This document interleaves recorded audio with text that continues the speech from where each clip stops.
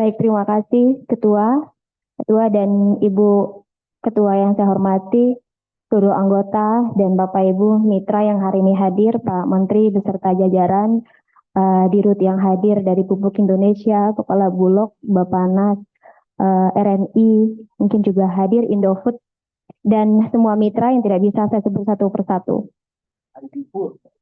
ID Food, maaf, gagal fokus nih.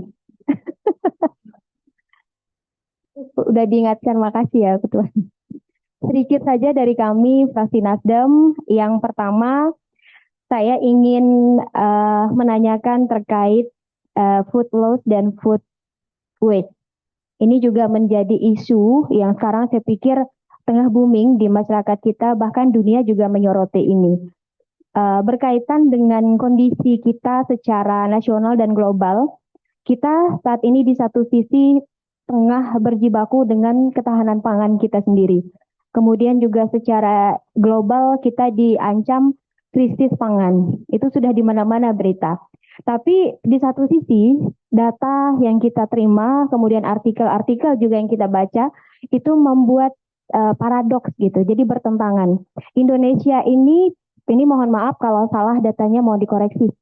Kalau tidak salah yang saya baca, ini negara kedua terbesar setelah Arab. Kita menghasilkan timbunan food loss dan food waste. Nah, ini jadi catatan, mungkin saya minta tanggapan seperti apa dari Pak Menteri, mungkin juga dari Bappenas, karena bisa dikatakan bahwa situasi ini menjadi salah satu indikator menurut saya bahwa rantai pangan kita di Indonesia ini belum maksimal. Nah, mungkin ya dengan begitu respon dan tanggapan ini seperti apa dari pihak yang punya kewenangan dalam hal ketahanan pangan ini. Dan dari data juga yang saya baca, timbunan bahan pangan kita yang hilang, terutama yang food loss, kalau waste oke lah. Ini mungkin berbicara ke habitnya si pembeli masing-masing yang cenderung mubazir, kemudian penyimpanannya juga tidak tepat gitu. Jadi tidak bisa dikonsumsi. Tapi kalau food loss ini kan dia hilangnya pangan itu dari rantai produksi.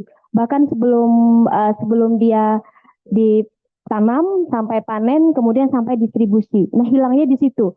Nah, ini juga cukup besar. Bahkan dalam 1 tahun negara kita ini menimbun kurang lebih 23 sampai 48 juta ton per tahun. Nah, ini saya berpikir simpel. Kita juga berjibaku dengan persoalan pupuk saat ini. Pupuk langka, itu terus. Ketika pulang ke dapur juga semua anggota akan diserang dengan pertanyaan itu. Kenapa kita tidak mencoba gitu mengajak kawan-kawan muda yang punya potensi mengolah food loss dan food waste ini dijadikan pupuk organik. Ini kan punya potensi besar.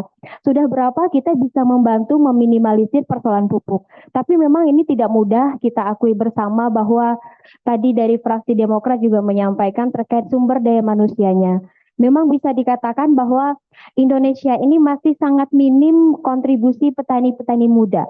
Bahkan banyak yang profesinya secara akademis, gelarnya sarjana pertanian, tapi bekerjanya malah di perbankan, di perusahaan-perusahaan besar. Ini kan suatu peristiwa yang menurut saya pertanyaan besar untuk kita. Ada apa di sektor pertanian sehingga tidak begitu menarik.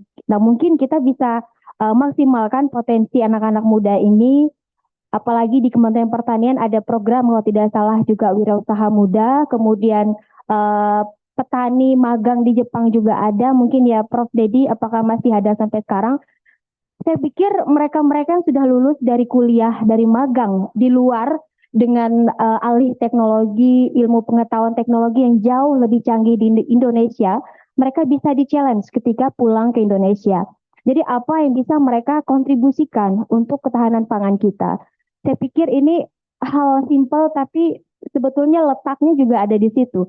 Petani kita dipacu untuk menghasilkan produktivitas, menghasilkan mutu dan kualitas yang baik untuk menjamin ketahanan pangan kita.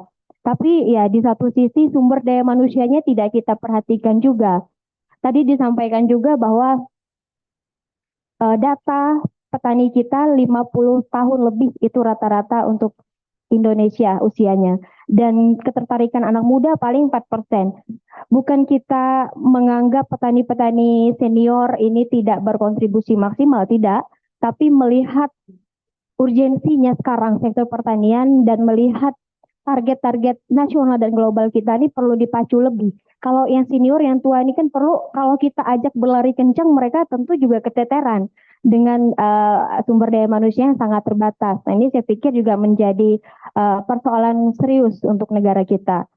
Kemudian seperti pengolahan pupuk organik, kita juga sudah menghadirkan dari Kementerian Pertanian program-program pupuk organik seperti mesin APO, tapi jujur Pak Menteri, di beberapa kelompok yang sudah menerima ini kurang begitu bermanfaat atau dimanfaatkan oleh mereka. Karena sumber daya manusianya masih terbatas. Mereka masih berada pada comfort zone-nya bahwa pupuk kimia lebih gampang deh, ada beli tinggal tabur. Padahal itu juga memberikan efek juga di lingkungan yang sebetulnya juga kurang baik ketika kita mau bedah secara aspek lingkungan hidup.